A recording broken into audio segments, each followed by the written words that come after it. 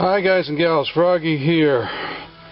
This has been previously diagnosed and I did some other band-aid type fixes, but now I'm going to have to fix the real problem. This is a 2000 Ford Explorer with a P0174 code. It is the intake manifold gaskets, upper and lower intake manifold gaskets. I have another video that you can look at that I did 9 months ago, and I did some other things to fix that code, and the code did go away for 9 months, but it's back, and now I've got to put the gaskets in. So that's what we're going to do today. This is my daughter's 2000 Explorer, and I'm going to shoot this mostly from a tripod, which I got for Christmas from her boyfriend Travis. Thank you, Travis. This is going to definitely step up my videos. So first I'm going to start off by taking off the engine cover, beauty cover as you call it. I'm going to take off the air bridge, and we've got to take a bunch of stuff off to get to the intake manifolds. That cover for the air cleaner, it's a son of a gun to get out because it's a very tight tolerance. You have to shove it that way with all your strength basically to get clearance for the little tabs that they hit on that inner fender area there. Don't know why they made it so hard, but they did. Anyway, beauty covers for small bolts to get it off, and now I'm going to take the screws off to get this air bridge out of the way. Okay, there are a lot of electrical connections here, vacuum connections. I'm going to be disconnecting all of them so that I can leave most of these pieces on the intake manifold. If I take all these pieces off the intake manifold, then I'm looking at a bunch of other gaskets that I really don't need to disturb. So I disconnected the battery because I'm going to be disconnecting all these electrical connections in addition to vacuum connections. Also, your cruise control and your throttle cable here are going to be disconnected. So I'm not going to spell it out piece by piece. You can pretty much see there's vacuum, there's 2 there, 3 vacuum, 4 vacuum, that one might be a tough one, and then the throttle cables, the cruise control cable, and then the 2 electrical connections that I can see. So I'm going to go at that, and then I'll come back onto the camera. Okay, I have done a lot of prep work here off the camera, so now I'm going to go over it with you so that you can see. It's the 6 hold down Torx bolts are still in there, and this exhaust gas recirculation connection is still on there. I think that's all that's left that's holding this upper intake manifold on. Now let me go through what I did. This is the main engine control electrical connection there. I took it off so that I could pull that harness out of the way so I could get at the back hold down bolts for the intake manifold. There's just one bolt that holds the engine control, that one right there holds it on, and then there's one that holds the harness to the there's the nut there. It holds the harness to the firewall. Okay, so starting from 12 o'clock, we'll call that 12 o'clock, and we'll go clockwise. And if I call anything by the wrong name, feel free to post up a comment and give me the correct name for the connection, whatever. This is the brake boost. connection there. I disconnected it at the booster rather than at the intake manifold just because it was easier, and it's just a hose. It doesn't really matter. Now moving around from there, on both sides, I'm just going to show you the driver's side now. There's a vacuum connection underneath the manifold. It's right there. There's a little white plastic clip. You have to move the clip and then push down to get that out of the way. Over here we've got the throttle cable, and the cruise control cables have been removed from the manifold and from the throttle body. Of course, we've got the air bridge is gone. I told you about that earlier on. And the two electrical connections, one there at the throttle body and one at the I always forget. This is a throttle position sensor here. I think that's idle control valve there. Correct me if I'm wrong. Going around still in a clockwise direction. Those two connections there that went to the air bridge. Now underneath on this side there's another, there, I'll show it to you through that opening. There's another vacuum connection underneath with one of those white clips that you have to move. Now on the back side there's another vacuum line. I don't know what it goes to, but you have to disconnect it. Moving around, just this one in the middle here. Actually, I didn't take it off yet. That plastic pipe comes back over to the air bridge. So I've got to do that one, then the 6 Torx, and then this one to get this exhaust gas recirculation loose. You just have to slide it on and slide it off, and you do it sort of diagonally, if you know what I mean, in a diagonal direction, sort of towards the passenger side wiper, if you wanted to think of it that way. And that one might be hard, it might not be too bad, I don't know. I don't like the look of it, but we're going to see.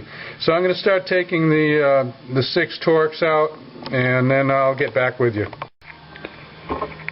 Okay, Froggy's got,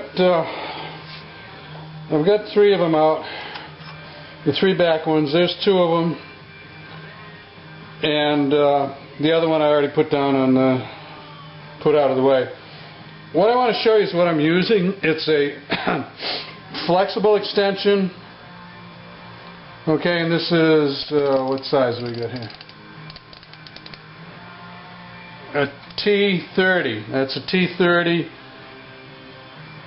star or Torx that we're using to get them out. And I got to tell you, the 2 furthest towards the firewall, wow, they came out very easy. They were not tight much at all. So it's got 120,000 miles on it, and I don't know, I guess they loosen up, or things expand and contract, and maybe the plastic loses some of its thickness.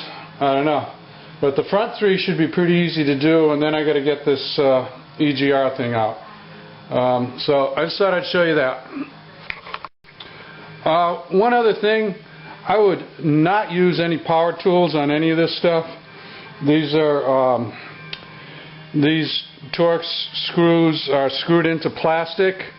I would make triple sure that you've got it threaded correctly, you've got it started correctly. Otherwise, you're going to strip out the manifold. Then you'll be buying a new manifold. This beauty cover on the top has already got one. I forget whether it's this one or this one. It's got one of those that's stripped out because some bubba that worked on it when it was still under warranty cross-threaded it or tightened it too much or something. So anyway, with all this plastic that they use now, you've got to be really gentle with it. Don't use power tools. Okay? Okay. There are 8. 3 in the front, 3 in the back, and then there's 2, I think it's this side and this side. there's 2 more in the middle. So don't start pulling on this after you've removed 6. There are 8 torques. So you've been warned. 3rd time, there's 8 of them. So get those 2 in the middle. I'm going to get them now. Well, now you can see that it's loose, and it's actually moving on that exhaust gas recirculation connection. Moving. It's not stuck anyway. So I'm going to try and wiggle this off. Remember, I'm going in that direction because this just slides on to the EGR. Give me a second here. Okay, I'll show you what I did here. What I did was take off the throttle body, and I did that so that I could spray something inside to loosen up this connection here. I use PB Blaster. I love this stuff. It's better than WD-40. It penetrates. Get some PB Blaster. Anyway, I let that soak. I didn't even let it soak 5 minutes. It was like 1 minute. And then just wiggling every which way, not just one direction, because it's hard to tell what direction it's going to let go. So I just kind of did like a 360 motion, and this gasket here, green gasket, is what's holding it on, and it's a pretty stiff, heavy gasket. So I think I'm off now.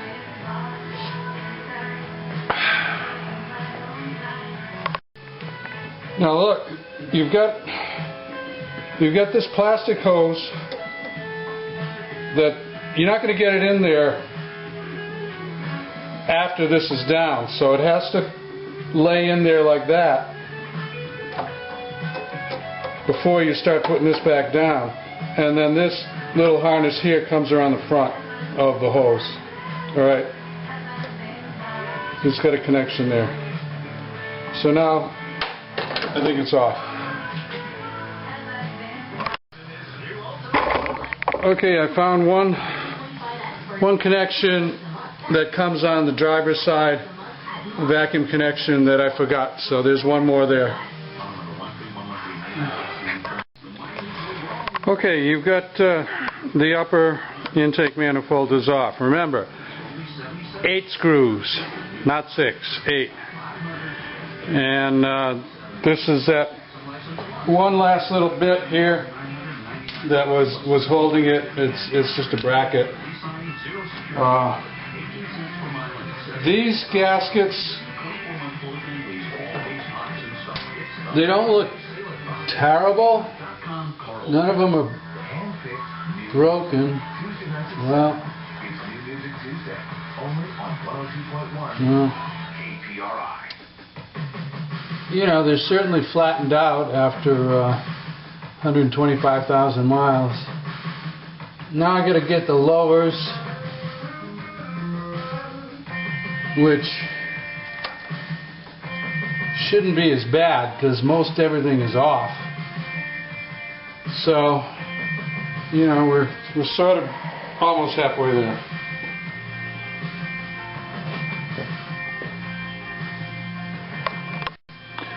The reference I made earlier to the 6-hole down, you're not going to be able to see this probably, but I was following some directions for the overhead valve engine, and this is a single overhead cam, so it's different.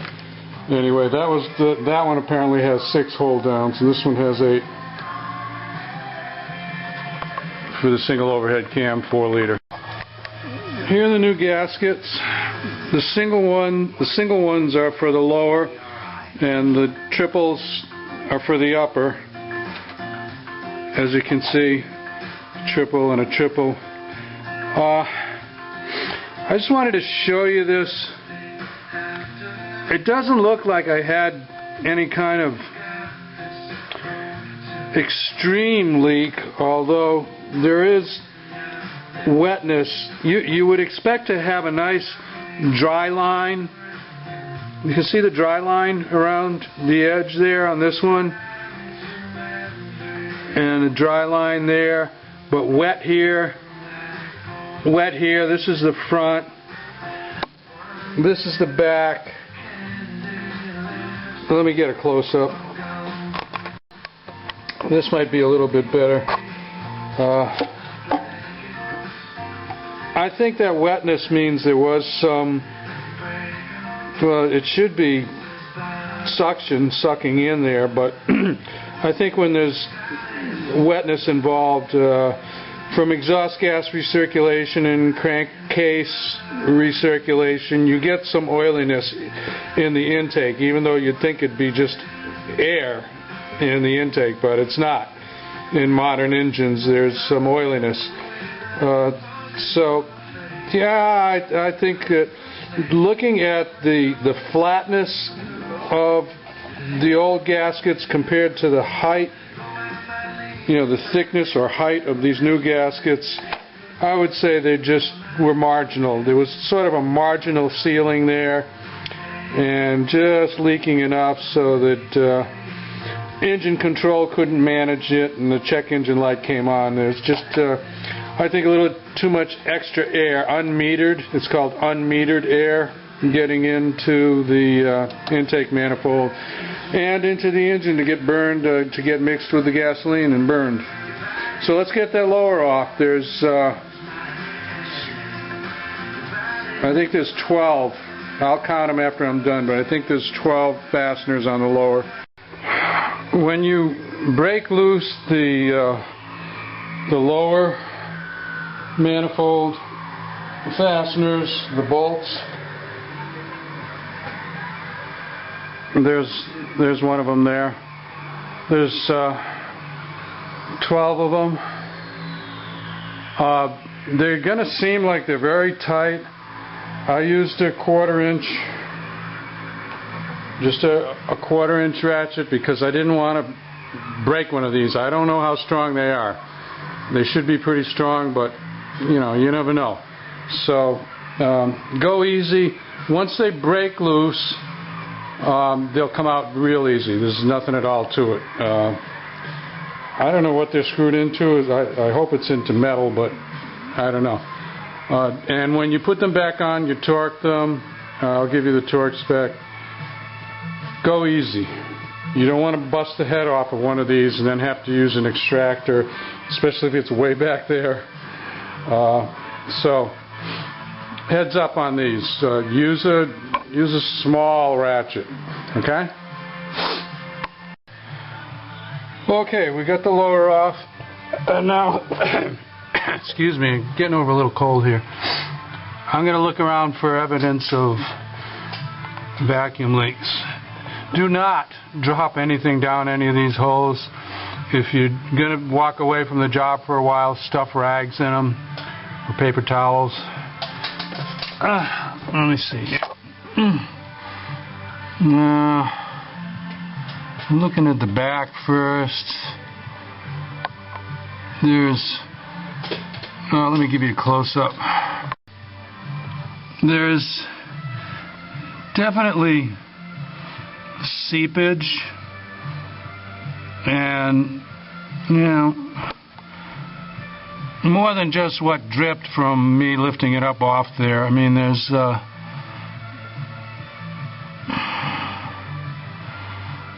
oil seepage.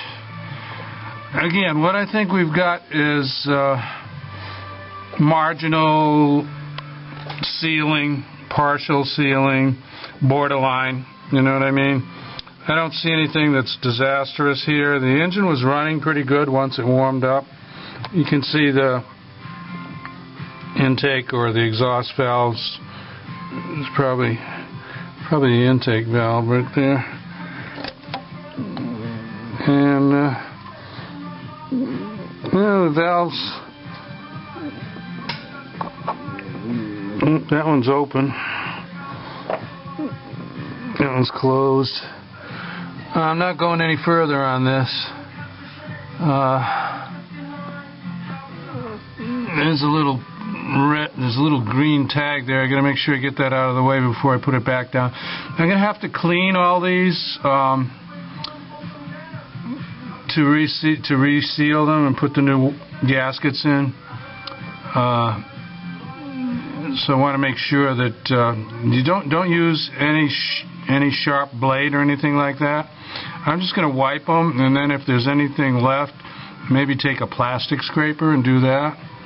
Use that. So anyway, there you go. Let's look at the other. You can see all the injectors there. Let's look at the other side of it. Here's the other side.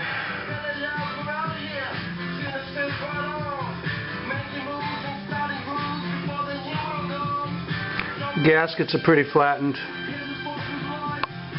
I'm just going to give you a little heads up on this. Is a 2000 Explorer single overhead cam, the lower intake manifold, and I want to show you on the fourth fastener down, 1, 2, 3, 4, that one right there. There's all of the lower manifold have metal inserts. I'll show them to you in a second. Metal inserts. So when you're torquing it down, you're torquing metal to metal. You're not torquing on the plastic. But there's a keyway, that one, and you'll notice when you take it off, it has a little funny mark on it. And also the third one back on the driver's side.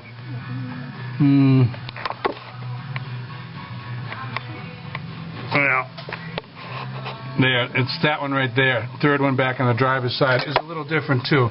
Now let me show them to you on the manifold. Now this is the front pointed towards me, and this is the bottom side, alright? Don't get confused. It's not the top side, it's the bottom side. That's the back near the firewall. So the fourth one back, you see how it's different? It's got like it's just made different. It's not actually a keyed thing that fits to another matching keyed thing, but it's just different, and it leaves a different mark on the block. So this should go back the same way. So look for that mark on the block, or before you take it off, just mark it with an arrow to the front. And on the, let's see, that's the passenger side there, that one, if you flipped it over. And on the driver's side, you see that third one back is different. The insert is different than the other inserts. So two little different ones, and mark the front of it, and it should go back the same way. And these bottom ones all look pretty flattened out. Like I said, marginal. The new ones will stick up, but you know, once you torque it down and run it a few cycles, they're going to get squashed down too. So I think we had some preliminary marginal kind of leakage going on. Probably these plastic manifolds, upper and lower, should have been a little stronger, either made out of a better material or made a little thicker or something, and they might have lasted a little longer. This lasted 125,000 miles approximately, and now I'm going to clean it up and put it back together. I'm not going to clean up these runners. Some people will want to spend a lot of time cleaning them up. This is not a high performance engine. It's a daily driver, commuter car, truck, so and you know, 10,000 miles after I cleaned it up, there'd be deposits in there again. So if you're going to post a comment, don't post a comment about cleaning the runners, or you can if you want to, but I'm not cleaning the runners. Here's the new lower gaskets installed. Of course, you know, they stick up nice and high. Don't get too excited about that, because once they've been clamped down and then they've been heat cycled a few times, they will not stick up that high again if you took them out. But what you want them to have is some life, some resiliency, some ability to expand and contract. And you know, the old ones, you know, they've just lost it. They've had their life cycle, and they're done. So I cleaned out all the grooves with brake cleaner, and I make sure that there wasn't anything sticking up rough or anything like that. Now I'm going to go clean the other side and then start putting this lower back in. Then we'll do the upper. I'm using some number 600 sandpaper, very, very lightly, and some brake cleaner fluid to clean up the block side. Okay, don't use a razor blade, don't use a knife, don't use anything like that. You just want to make it's a nice machine surface. You just want to clean up any buildup that was there from the leaking gaskets. I think that number 600 is too much. I could see some microscopic almost scratches starting. So I'm not using the number 600. I'm just using a paper towel and my fingernail and just cleaning up that surface. I think that's all you need. There's never any glue or gasket maker or anything on there. So just use a paper towel. Okay, here's the the block is all cleaned up, ready to go in. The lower manifold to go on there. I did not take compressed air and blow any of the junk out of there because I think you're just asking for trouble as far as getting something down into the valve area. So I wouldn't do that. I would just clean up those surfaces that the gaskets are going to fit up against nice and clean. And there's no, don't put anything on the gaskets, just put them in dry, I guess you'd say dry, and bolt it back together. 2, 4, 6, 8, 10, 12 bolts. And I've got some torque specs for you. The ones on top are foot-pounds, the ones on the bottom are inch-pounds, and I think it varies a little bit maybe from year to year, but it's not much. The lower you can go 6, 8, 10 foot-pounds, and do not use a half-inch drive torque wrench. You're going to break something. Use a 1/4-inch drive torque wrench, or maybe even just do it by hand if you don't have that kind of a wrench. The bottom one was inch-pounds, the lower 60, 90. You do it in passes. First pass, second pass, third pass, fourth pass, and the upper is much less. Now, what I'm going to do is start in the middle and work towards the outside like I was doing ahead. I read that Ford doesn't really specify that you have to do it from the middle towards the outside, but I'm going to do it that way anyway. It doesn't hurt anything. Okay, guys and gals, let me get you up to speed here. I told you about the torque spec for the lower manifold, intake manifold assembly. I've got them all torqued now to, I used 8 foot-pounds because I don't have a super accurate torque wrench, and I didn't want to over torque them, and 8 could be 12. I don't think it's less. Anyway, that's what I went with. The difference between 8 and 10 is not a whole lot, and I just really, truly didn't want us to break one of them off in there. So, brand new gaskets, I figure, even if it's a little under torqued, it's going to last another 50,000 miles, which is probably longer than the car will last. So, anyway, I went with 8, and I did them 3 passes. Now I'm going to do the upper. Remember, we've got to thread that plastic tube through there, and then we've got one little Torx over on the passenger side there that is a bracket that's located onto that upper assembly. Okay, so I'm going to start putting that back together. Now, this one's a little tricky because you've got to slide it onto that exhaust gas recirculation, slide it on there and square it down onto those gaskets without disturbing any of the gaskets. Now they're sitting down in a groove pretty good, but you don't want to be twisting this around once you get down there. I put some lube on this, and I put some lube in the hole where it's going. It's just so that it's slide on pretty good. Okay, Froggy's going to give you a little roundup here of what I've connected. Starting from the back again, you got your PCV valve back here, which has two hoses that come off of it. One here, right there, and one there, right there. They both connect to the upper intake manifold. So that's number one. Then each side has another vacuum connection. There's one right there at the tip of my pliers. Make sure they're all the way up and this white capture piece is pushed back in, because you can get a vacuum leak there. So there's one there, one on the other side. You can't see the other side so well, but trust me, there's one on each side. So you get those two. Get your brake booster right there.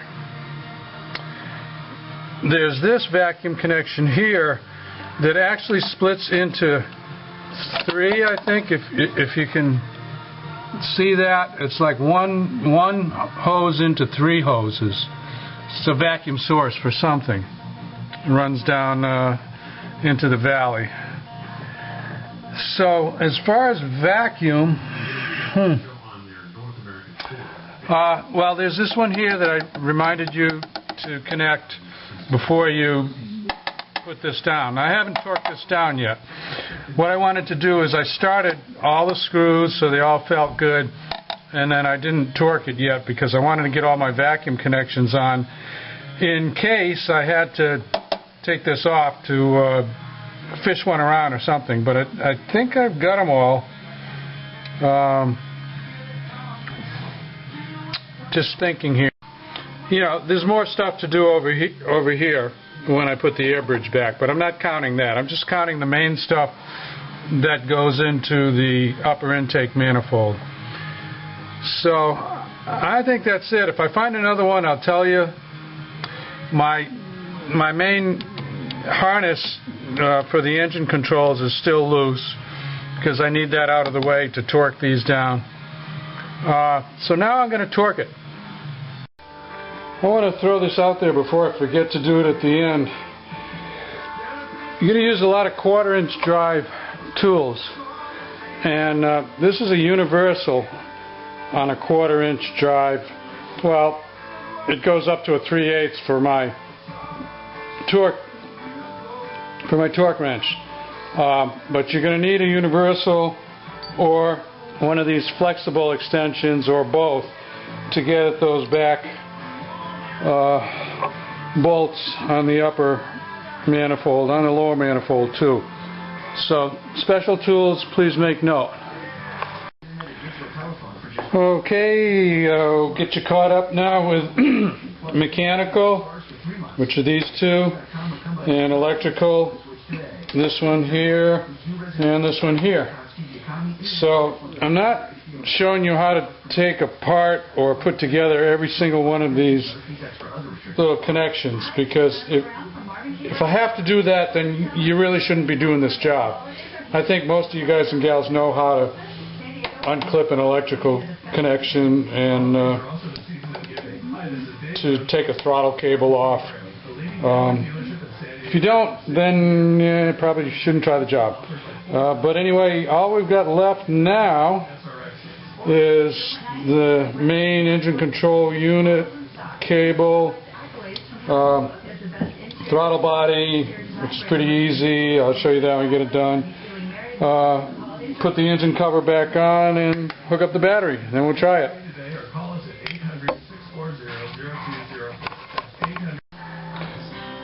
Well, that's all except the beauty cover. I'm going to leave that off and start it and see how it runs. So remember, before you jump on this upper lower gasket thing, make sure all your vacuum connections are good. There's a lot of vacuum connections to that manifold, and if the hoses are rotten or disconnected, could be that. But it also could be the upper and lower gaskets, because they're known to just leak. Okay, well, let's make this exciting. We'll give it a try now. Batteries connected. We got some dash lights. 5, 4, 3, 2, 1. And no check engine light. And no rough idle. It's a little bit of a high idle, but it's normal for a cold engine. And woohoo! Froggy's liking this, so I think we've okay, now the idle's coming down. It was 1200, now it's 1000. And I mean, it's not as smooth as glass, but it's got 100 and how many miles on this? 122,000, yeah. It could need idle control valve. You know, that was that one up on the top. That sorry, this picture's not too good, but I'm just talking here. Yeah, that idle control valve could need cleaning or replacing, but that's not a terrible idle. Let's take it for a drive. There's your engine running, idling about 900 RPM. It's not bad. I'm going to put the cover on, and then I'm going to drive it.